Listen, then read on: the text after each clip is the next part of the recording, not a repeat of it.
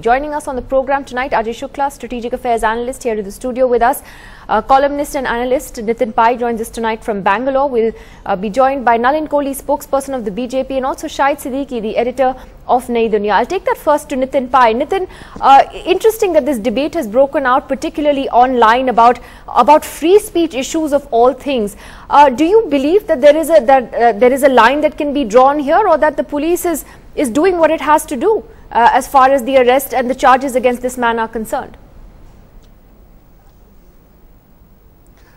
I mean, it is, of course, a free speech issue, but it's not so much about the right to free speech, but under what conditions can the police and authorities lawfully block the right to free speech. This is an extraordinary situation. This is not just a person spreading ideological values about ISIS, but also inciting people to violence, celebrating violence, justifying acts of gruesome violence which have happened as a course of in the course of terrorist activities. So this is not a normal case of free speech. This is one of those extraordinary cases of free speech where there is a prima facie case for the police to act and put this person under investigation until we find out more about what he's been doing. Ajay Shukla, I'll take that to you. There have been some who have raised these questions, though, about whether the provisions that he's been charged with, whether they actually hold up. For instance, I think there's one section under the IT Act where he's been charged of hacking into computer networks, and he hasn't actually done that. Now, what do you think of this case? What's your own view? The impression I get is that the police is throwing charges at him in order to buy the time to actually probe the main issue, which is whether there was a direct link between this individual and the Islamic State or other radical groups. If there wasn't a direct link, if this was just some self-radicalized person on the internet doing his own thing, spreading his own ideology, and I must tell you that the intelligence sources that I have spoken to say that it is likely to have been a self-radicalized lone wolf. If that is the case, then many of these charges will be hard to stick to. If on the other hand any direct linkages turn up with these groups, then it will be very easy to prosecute this man. But right now I think they are still probing. But the question then, Shahid Siddiqui, is Ajay Shukla says he could be a self-radicalized lone wolf.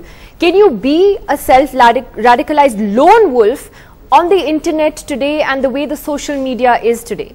Can you be just, I mean, you are at the end of the day tweeting or putting things out there which thousands and potentially more people are reading and following?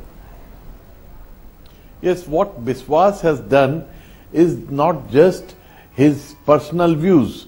This is incitement to violence, justifying violence and killings, and this cannot be allowed at any cost, and this has to be made a test case for anybody who tries to do this in future. So we all, our laws, all our resources have to be put into action to see that this man is really brought to justice and he is punished. Because if he is able to get away, then what we see on Twitter, on social media is that a lot of people behind the veil of anonymity spread a lot of hatred, lot of violence, not just Islamic violence, all sorts of violence against people, and they think that they can get away with it because nobody can catch them. So they have to be caught, and a lesson has to be given to all those who are doing it at various degrees. This is, I mean, IS is the worst kind of violence, but there are other kinds of, hatred being spread on social media. But then is there, before I take that to Nalin Kohli, Ajay, then is there a double standard in how we are approaching these issues? Because Shahid Siddiqui is right. There are plenty of other people who have anonymous Twitter handles that propagate hate, violence against women. They openly threaten to rape women, and no one's going after them. So is there a double standard here? I mean, what are the standards you're going to set for this? It's a very difficult question. It's a very fine line which is walked over here. On the one hand, the issues that you're dealing with, global jihad, global radicalization, it really is a worldwide phenomenon, and we are seeing people die every day of the week behind all of this. So when you actually zero in on one particular individual who is involved, clearly involved in this, the decision to throw the book at him, like Shahid Siddiqui is saying, is very tempting. But like you're saying, where does this end? The other day, somebody who was criticizing Mr. Modi on Twitter was harassed or on Facebook. Tomorrow, some other policeman will decide that this what this person is saying is extremely detrimental to communal harmony.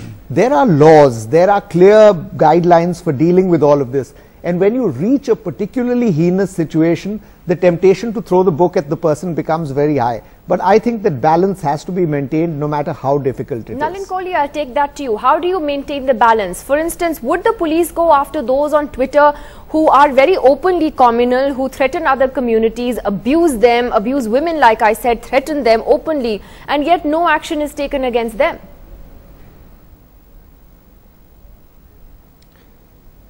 Maybe this might take a moment or two, because I think it's important to just about touch on what's the constitutional framework, a little bit on the legal framework, and then go into the discussion on the moral aspects, things like that. Constitutionally, while we all enjoy our rights, including right to freedom of speech, we have our duties. And even if you look at Article 19A, which is about freedom of expression and speech, the First Amendment to the Constitution brought in reasonable restriction, among various things, also about inciting violence. And the exact words was incitement to an offense. So so freedom of speech walks along with the duty of reasonable restrictions in terms of what you do. And as you gave an unfortunate but true example, it could be about violence against women, children, anything. In this case, of course, it's quite clear that it's about terrorism. The second part is when questions arise about the use or misuse of Section 66A of the IT Act, whether you can go out there, start attacking people, you start booking people for going ahead and doing something on the social media. We need to again see the legal framework is well defined, because actually Section 66A of the IT Act is also supported with bail immediately. It's a bailable offense. But what happens is, as the point came out, is when you throw the rule book, you may have bailable offences of IPC and you may have non-bailable offences. So very often in the clubbing of different sections, one of them holds in terms of arrest and denial of bail. But the debate might get skewed to another section which was necessarily not responsible for the person being on jail. That's the second aspect. The third is, where do you draw the line? It's subjective. And this is based on evolving standards and requirements of every society. You just can't have a blanket carte blanche and say, this is the only way it's going to go ahead. For example, in the United States, as I've understood, you could even burn the national flag as a protest. In India, certainly you can't, as in many other countries.